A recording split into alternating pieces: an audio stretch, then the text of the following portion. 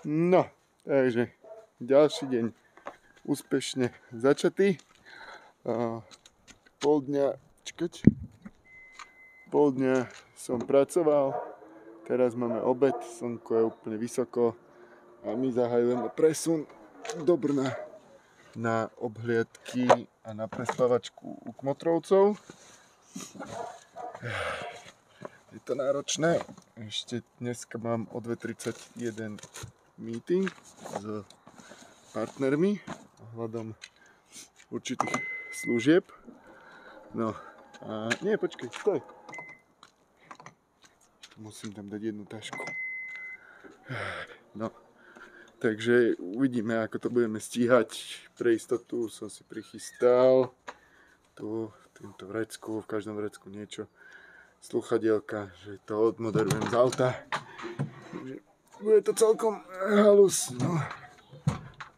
Deti dostávajú riadne kapky. 2 týždne sa hrali pekne u babky, u detka a v priebehu 24 hodín budú robiť sa 700 km. Ale no tak to je život s nami, no. Nevedeli, do čoho idú, ale zistia. Nič, dobre, ja kamerku rovno nechám v aute a ozveme sa z Brna. No, a my už sme u Kmotrovcov pri Brne a za nejakých 5 minút vyrážame. Že, Sari? No, vyrážame na obhliadku toho domčeka. Deti sa tu zatiaľ hrajú. Aha, tu v pozadí vidíme malého stíhača prichádzať. Už ide, už sa rúti. Cieľová rovinka, sebi. No, takže vám dáme vedieť, keď pôjdeme z obhliadky, že ako sme dopadli. A zrazu je vonku tma. My už máme obhliadky, teda dom obhliadnutý, auto odstavené a ideme teraz trošku pokecať s Kmotrovcami. A tu nedaleko na nejaké 4 minúty pešo je reštika Sokol, kde vyzerá, že robia celkom dobré burgery, tak uvidím, možno dostanem od ženy povolenie ísť si tam jeden burgerík dať aj s oným, s Kmotrom a trošku pokecať, kým babi si to tu medzi sebou vykecajú.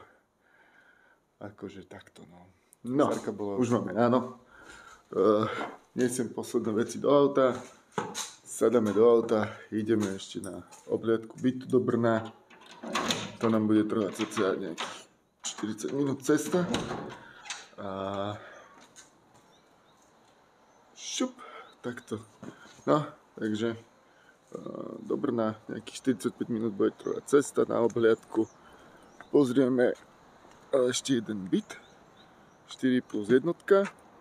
Celkom veľký byt. A Nike sa nepáči to, že byt a že je zariadený, že si tam asi veľa toho nášho nábytku nejako nebudeme môcť doniesť, ale podľa mňa to nejakým spôsobom zvládneme, uvidíme, že čo a tak. Takže ježišmaria svetlino. Takže asi toľko. Ozveme sa, keď budeme mať po obhliadke. To sa už budeme viac menej presúvať domov a ešte nákupy a potom ja mám Kaufland, takže toľko. No, obhliadku máme za sebou.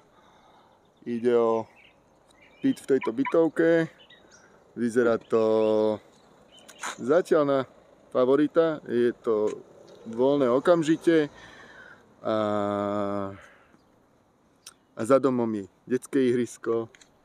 Na konci tejto ulice je Albert, detský lekár, tam je škôlka, škola, takže všetko možné. Majitelia sú OK s prechodným pobytom, takže asi máme zatiaľ favorita a keď sa do konca týždňa nič nezmení, tak sem prídu nejakí Slováci, mám taký pocit.